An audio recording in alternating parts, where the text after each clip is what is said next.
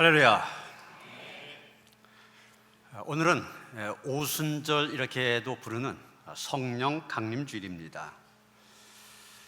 얼마 전 우리가 지켰던 웨슬리 회심 기념주일, 우리 감리교회의 생일 그렇게 말한다면은 이 성령 강림절 또는 성령 강림주일은 교회의 생일입니다. 예수님이 승천하신 후에 마가의 다락방에 모여 기도하던 제자들에게 성령께서 임하심으로 인하여서 교회가 시작된 날이기 때문입니다. 이날을 오순절 이렇게 부르기도 한 것은 마침 그날에 이스라엘의 명절인 오순절이었기 때문일 뿐이고 다른 의미는 없습니다. 또 한편 오늘은 성령 강림주일이면서 환경 선교주일로 지킵니다. 사실 이 두 절기가 매년 같은 날 되는 것은 아닙니다. 성령 강림절은 매년 날짜가 달라요. 부활절이 날짜가 다른 것처럼, 부활절 달라진 것처럼 이 성령 강림절도 달라집니다. 반면에 환경주일은 고정되어 있습니다. 여러분이 잘 아시는 것처럼 6월 5일 세계 환경의 날 아닙니까? 그래서 그 가까운 6월 둘째 주일을 우리 감리교회에서는 매년 환경주일로 지키고 있습니다. 올해만 이 두 개의 절기가 같은 날이 되어진 것입니다. 환경주일 어떤 날입니까? 온 세상을 아름답게 창조하시고 보시기에 심히 좋았더라 말씀하신 그 하나님의 마음에 대해서 생각해 본 주일입니다. 그 보시기에 좋았던 세상이 지금은 많이 아파하고 많이 힘들어하고 많이 고통받고 있다고 하는 것을 우리가 다시 한번 깨닫는 주일이기도 합니다. 온 생명이 고통받고 있는 이유가 바로 우리들 때문이라고 하는 것을 고백하면서 회개하는 주일이기도 합니다. 그리고 다시 하나님이 처음 창조하셨던 그 아름다운 세상으로 만들어가기 위하여 다짐하고 행동으로 옮기기로 약속하는 그런 주일이기도 합니다. 오늘의 본문이 시편 104편 성령 강림절 본문입니다. 사실 성령 강림절에 여러 가지 성경 본문이 주어지는데 우리 귀에 익숙한 말씀들 많이 있습니다. 바벨탑 사건을 다룬 창세기 11장 말씀이라든지 오순절 성령 강림을 말하고 있는 사도행전 2장의 말씀, 보혜사 성령을 보내시겠다는 예수님의 약속이 나오고 있는 요한복음 14장 말씀, 우리가 하나님의 자녀임을 증언하시는 성령에 대해서 얘기하고 있는 로마서 8장의 말씀, 이런 말씀들이 다 이 성령 강림주일에 주어진 본문입니다. 그런데 제가 여러분들 귀에 익숙한 그런 말씀들을 선택하지 아니하고 이 시편 104편을 선택한 것은 바로 30절 말씀 때문입니다. 주의 영을 보내어 그들을 창조하사 지면을 새롭게 하시나이다. 이 한 절에서 시편 기자는 주의 영, 다시 말해서 성령을 창조와 연결시키고 있습니다.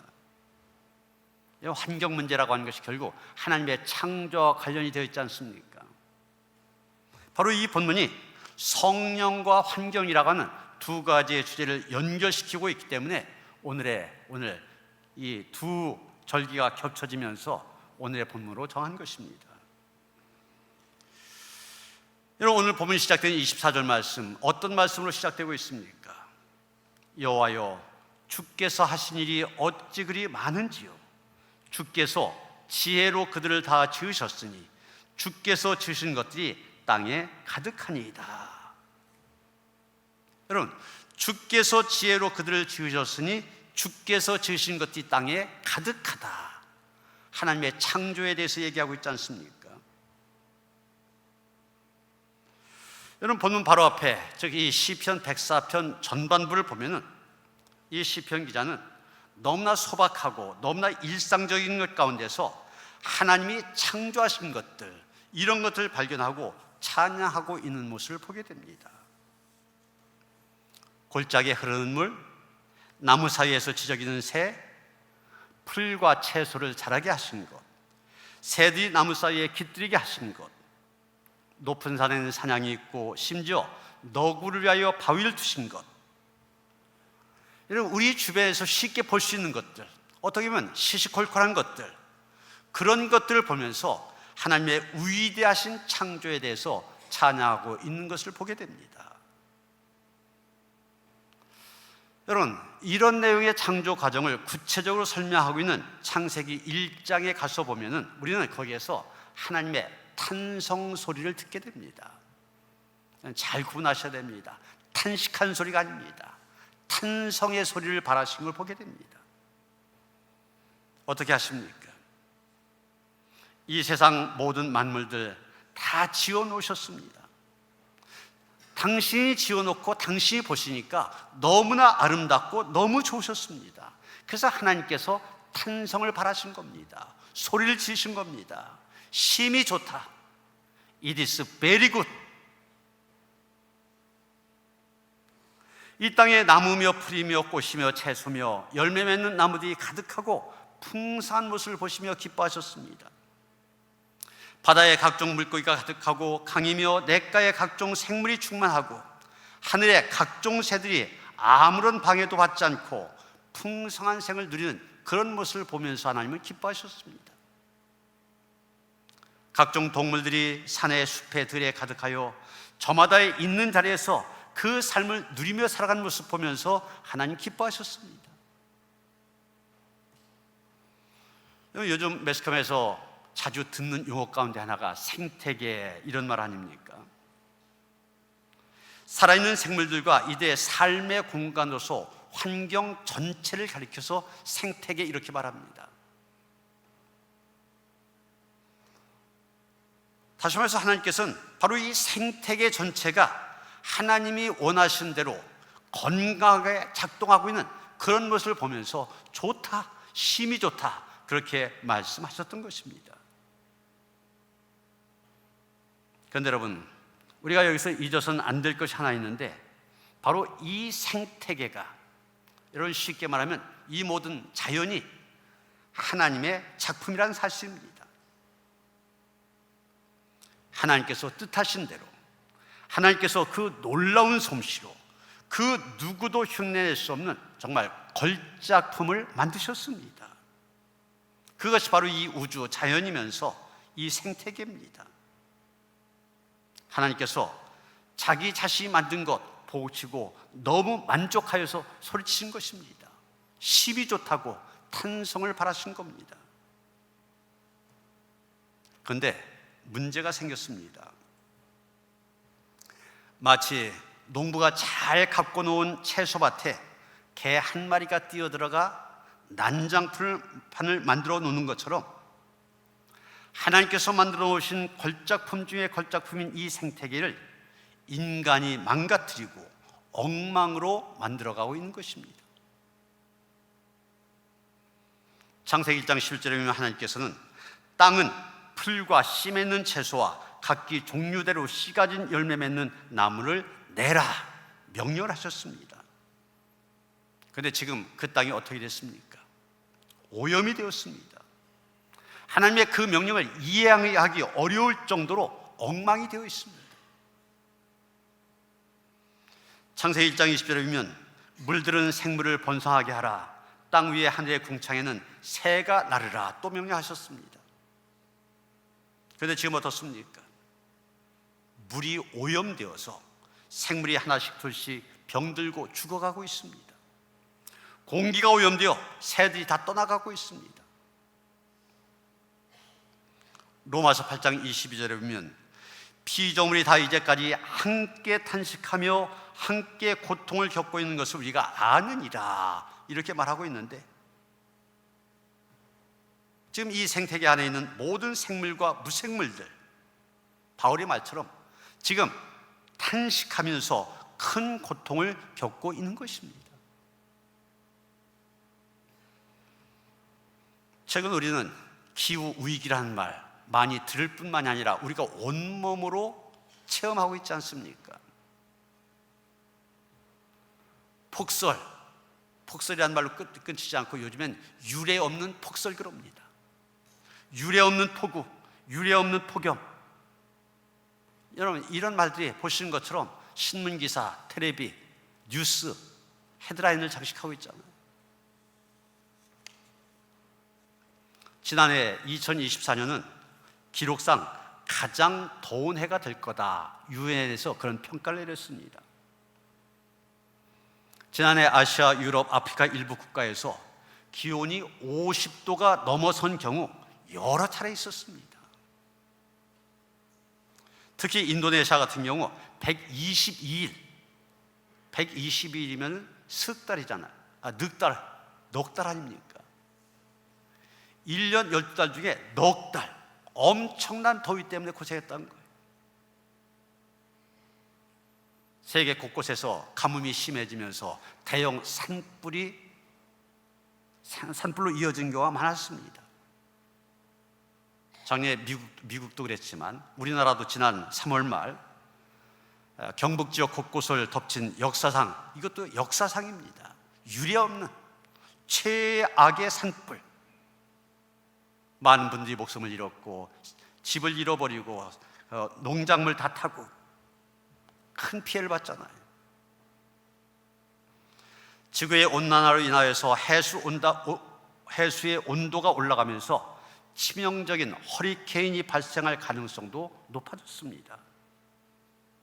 지난해 필리핀에서는 한 달 동안 6개의 태풍이 연달아 왔대요. 여러분, 우리나라 태풍이 한번 온다고 해도 그것에 대해서 굉장히 염려하잖아요. 한 달 동안 6번이나 왔다. 얼마 큰 피해를 입었는지 모릅니다. 아프리카 동부에서는 사이클론이 와서 1000명이 넘는 사망자가 발생하기도 하였습니다. 이게 지난해 2024년 있었던 일입니다. 그런데 기상청이나 이런 전문가들이 예고하고 있는데 2025년도 지구의 평균 기온은 계속 올라갈 거다 전망하고 있습니다. 그래서 지금도 올해 여름 엄청 더울 거다, 이런 예보가 계속 나오잖아요. 기후변화, 기후위기가 이런 식으로 계속되는 한 함께 탄식하며 함께 고통을 겪는 일 계속될 수밖에 없는 것입니다. 여러분, 이런 기후위기, 다른 말로 하면 환경 파괴, 이 모든 일들의 근본적인 원인이 어디에 있습니까? 한마디로 말하면 인간의 탐욕 때문이다 말할 수 있을 것입니다. 우선 더 많이 갖고 싶어하는 욕망이 문제입니다. 모두가 더 많이 가지고 싶어하는 욕망 때문에 산업혁명이라고 하는 것이 일어났습니다. 그 결과 대량 생산, 대량 소비가 생겨났고, 그러면서 생태계가 착취당하게 되었고 환경이 파괴되기 시작한 겁니다. 또 하나는 더 편하게 살고 싶어하는 욕망입니다. 더 편하게 살고 싶어하는 욕망 때문에 기술 혁명이 일어났습니다. 여러분, 핸드폰, 여러분 손에 들려있는 핸드폰, 이거 하나만 갖고서도 얼마나 편리해졌습니까? 그런데 우리의 삶은 편리해졌지만 그 결과 다양한 부작용들이 오염의 형태로 생겨나서 돌이킬 수 없는 환경 파괴로 나타나고 있는 것입니다. 우리가 겪었던, 몇 년 동안 겪었던 코로나19도 결국은 이런 인간의 탐욕이 가져온 결과라 얘기하고 있지 않습니까? 여러분, 우리가 지금 이런 상황, 바울이 얘기한 것처럼 함께 탄식하며 함께 고통을 겪고 있는 그런 생태계 파괴의 그런 현장을 살아가고 있습니다. 하나님께서는 이 자연을, 이 세계를 우리에게 청지기로 맡기셨습니다. 다시금 되돌려야 됩니다. 되돌려야 될 사명이 우리에게 있습니다. 어떻게 하면 함께 탄식하며 함께 고통을 겪는 이 기후위기, 환경 파괴의 상황을 극복하고 하나님께서 처음 창조하신 모습, 보시기에 심히 좋았다는 그 창조 질서를 다시 회복할 수 있습니까?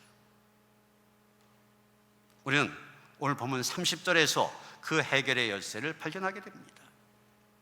주의 영을 보내어 그들 창조하사 지면을 새롭게 하시나이다. 창조하셨을 뿐만 아니라 지금도 그 지면을, 세상을 새롭게 하신 분, 바로 주의 영이라 그렇게 말하고 있습니다. 여기 주의 영, 바로 성령을 의미합니다. 히브리어 원어로 루아흐 이런 말 쓰고 있는데, 이 루아흐란 말이 바람, 영, 호흡 혹은 성령, 이걸 가리키는 그런 말입니다. 모든 존재들에게 새로운 생명을 불어넣으시는 하나님의 역사하심을 나타내는 그런 단어입니다. 그렇습니다. 새롭게 하신 영이 성령이십니다. 오늘 본문에 새롭게라고 한 말, 히브리어 원어로 하다시 이런 말인데, 이 말은 새로 만든다든지 고친 것을 의미합니다. 기존에 내가 어떤 것을 갖고 있었는데 그것이 낡았다든지 고장이 났다, 우리가 그것을 수리해서 다시 사용합니다. 그런데 여러분, 우리 인간은 새로 만들고 고치는 데 한계가 있습니다. 처음처럼 완전히 돌이킬 수 없습니다.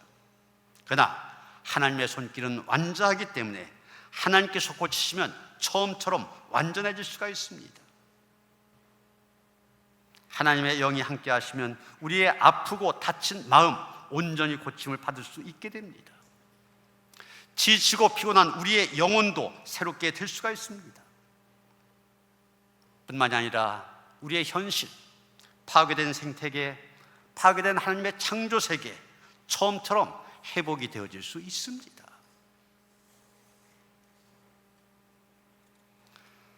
사무엘상 1장 2장에 보면은 아들이 없어 슬퍼한 한 여인이 나오고 있습니다.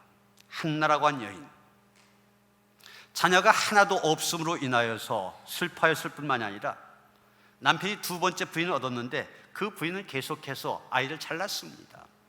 그것을 보는 것도 굉장히 힘이 들었습니다. 그녀에게는 소망도 없었고 기쁨도 없었고 피곤하고 지치고 상한 마음밖에 없었습니다. 해마다 온 가족이 성소가 있는 실로에 올라가서 제사를, 하나님께 제사를 드렸는데, 그때 한나는 성전에 들어가 간절하게 기도하였습니다. 얼마나 간절하게 기도했는지 그 당시 제사장이었던 엘리 눈에 볼 때 마치 술에 취한 것처럼 보였다고 그랬습니다.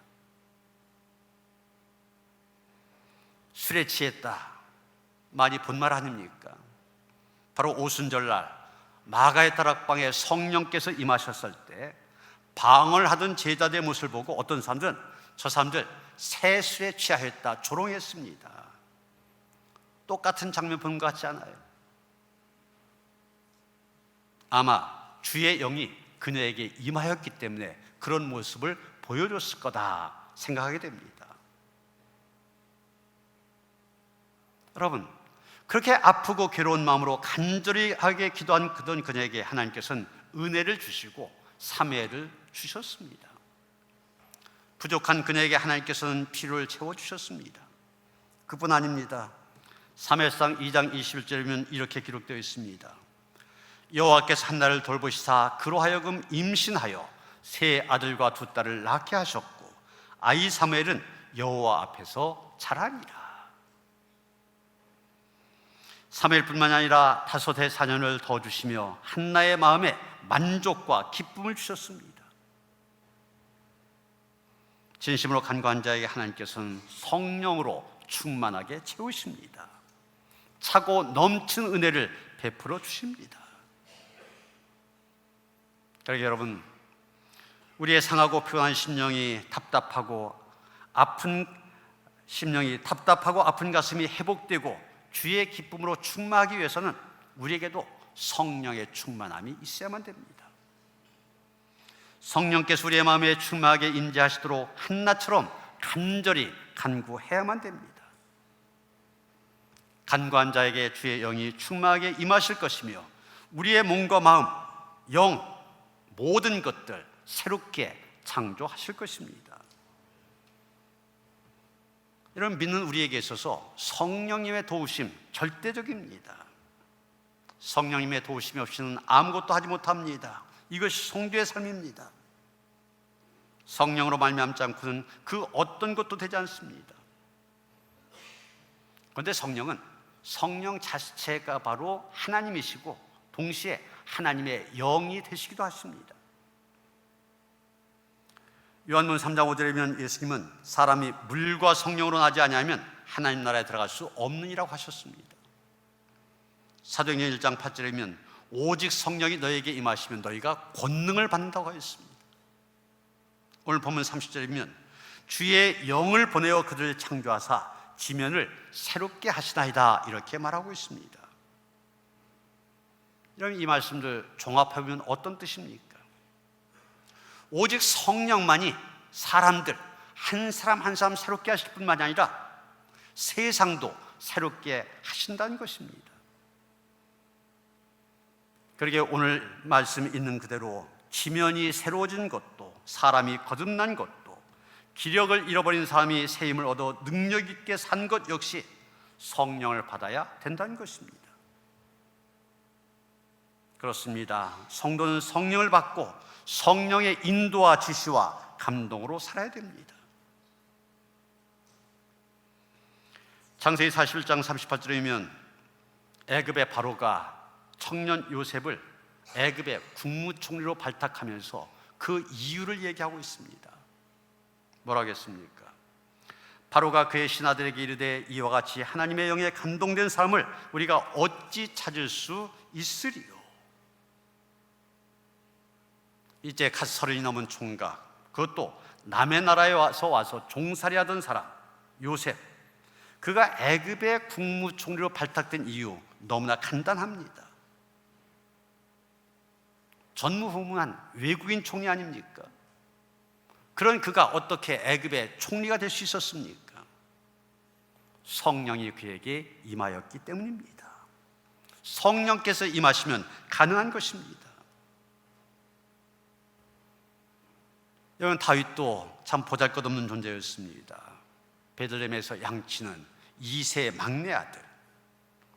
지금도 이스라엘에 가면은 베두인족이라고 해서 들판이나 산 비탈에 천막을 치고 양을 먹이는 사람들이 있습니다. 땅바닥에 담요나 양가죽을 깔고 잠을 자고 손으로 밥을 먹습니다. 다윗이 그런 베두인 출신이었어요. 그런 다윗이 이스라엘의 가장 위대한 임금이 되었습니다. 성경에서 가장 믿음이 좋은 사람으로 불려지고 있습니다. 그에 대해서 얘기한 사무엘상 16장 13절이면 이렇게 말하고 있습니다. 사무엘이 기름불병을 가져다가 그의 형제 중에서 그에게 부었더니 이날 이후로 다윗이 여호와의 영에게 크게 감동되니라. 성령 충만한 사람 되니까 이스라엘 왕이 되어졌습니다. 이 성령 강림주일, 우리 모두 우리의 마음과 생각과 삶을 새롭게 하시는 주의 영을 간구하는 시간 되어지시길 바랍니다. 우리의 생각, 주의 영이 임하심으로 바뀌어집니다. 나만 생각하고 내 유익만 구하던 우리의 생각, 주의 영이 충만하게 임할 때 주를 위한 생각, 다른 이들을 위한 생각으로 새롭게 되어집니다. 다시 환경의 문제로 돌아갑니다. 여러분, 오늘날 환경 문제의 원인, 더 많이 갖고 싶어하는 욕망, 더 편하게 살고 싶어하는 욕망 때문이라고 말했지 않습니까? 간단히 말하면 나만 생각하는 이기주의, 이 이기주의가 바로 오늘날 환경 문제의 주범이라는 얘기입니다. 그렇다면 오늘의 환경 문제를 극복하고 하나님의 창조 질서를 회복하는 길, 간단합니다. 나만 생각하는 이기주의가 환경 문제를 가져왔다면 이것을 버리면 됩니다. 그래서 환경 전문가들이 첫 번째로 꼽는 것이 바로 절제운동입니다. 그리고 이 절제운동의 핵심, 자발적인 가난을 실천하는 것입니다. 자발적인, 누가 시켜서가 아닙니다. 스스로 깨닫고 내가 가난하게 사는 것입니다. 내가 가진 돈이 있기 때문에 더 많이 먹을 수 있지만 스스로 적게 먹는 것입니다. 더 큰 집에 살 수 있지만 스스로 작은 집에 사는 것입니다. 더 좋은 옷 입을 수 있지만 스스로 검소한 옷을 입는 것입니다. 더 풍요롭게 살 수 있지만 스스로 줄여가며 산 것입니다. 더 화려하게 살 수 있지만 스스로 초라하게 산 것입니다. 누가 시켜서가 아닙니다. 형편이 어려워서가 아닙니다. 스스로 가난하게 사는 자발적인 가난을 내가 실천하는 것입니다. 그런데 여러분, 이 일이 가능합니까? 내가 이렇게 살아야 되겠다 의지가 있어도 된 거 아닙니다. 법으로 만들어서 강요한다고 된 것이 아닙니다. 새롭게 하시는 성령께서 변화시켜 주셔야만 됩니다. 새롭게 하시는 성령이 임하심으로 우리의 생각이 바뀌어야만 됩니다. 성령 충만 가운데 나는 사라지고 내 안에 계신 주님으로 인하여서 하나님을 생각하고 하나님의 창조만을 생각한 가운데 하나님의 창조 세계에 청지기로 거듭나 청지기의 사명 잘 감당하며 살아가는 그런 성도들 되어주시기를 주님의 이름으로 축원합니다. 성령 강림주일 동시에 환경주의를 맞이하여서 하나님이 창조하신 처음의 세계로 돌아가길 기도하며 또한 우리에게 그 귀한 청지기의 사명 주셨음을 기억하며 성령이 주신 능력 안에서 사명 감당하기를 원합니다. 그래서 하나님께서 그러셨던 것처럼 우리 모두도 심히 좋았더라 함께 기뻐하는 그날이 임하게 하여 주시옵소서. 예수 그리스도 이름 받들어 기도하여 싸움나이다. 아멘.